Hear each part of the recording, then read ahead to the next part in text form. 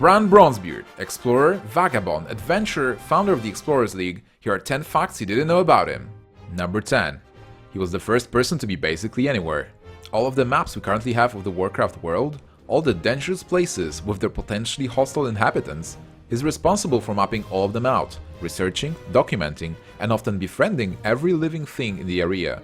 Some say that on a venture to Northrend, an avalanche forced Brann into a cave. Heroes led a rescue party, surprised to see in the end that Brann has befriended some Irven that were defending him the entire time. Number 9. During the First War, Brann helped to question the Orc prisoners, which made him learn a bit of Orcish. He considered himself fluent in the language by the end of the war. During the Second War, Brann and his brother Muradin were fighting by the side of Anduin Lothar, as they made their way through Khaz Modan to Blackrock Spire.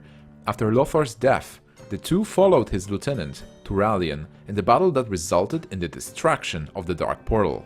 Number 8.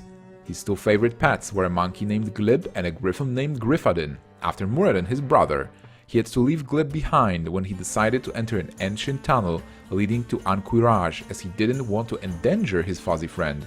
In a letter written by Brann found in Silithus, he says, "If you're reading this, I'm either dead or soon to be dead. Take this letter to my old camp. Make sure my monkey is getting adequate food, water, and hugs." Number 7. Brann describes a trip where he was traveling near the Dark Portal when suddenly he came down with a sickness. He was found by a hermit who took Brann on a kodo back to his hut. The hermit said that he was writing a magic spell on 7 scrolls that will open a magic portal to the Land of Green, but Brann thought he was crazy.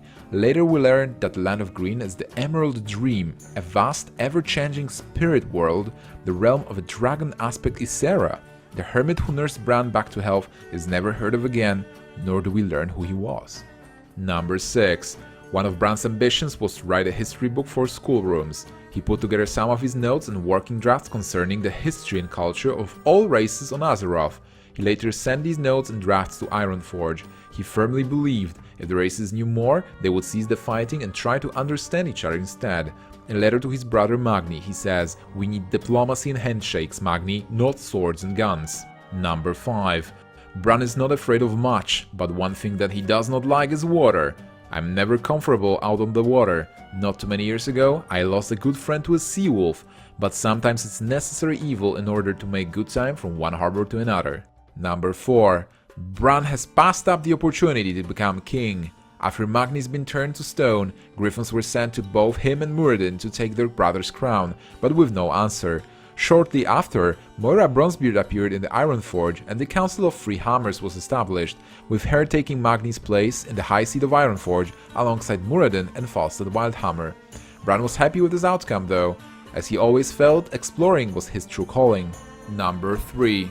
Brann led an army of troops and tanks into Ulduar in an effort to discover its secrets, but was driven out by Kol'Ogarn as the only survivor of his expedition. Making his way to Dalaran to deliver his report to Ronin and Jaina Proudmoore, Brann kept referring to an evil presence he felt within Ulduar, the presence of an unchained Yogg-Saron. He says of Yogg-Saron, "Prisoner, ha! With the bindings shattered, its influence unchecked, it's gonna come after us, and then we will be the prisoners."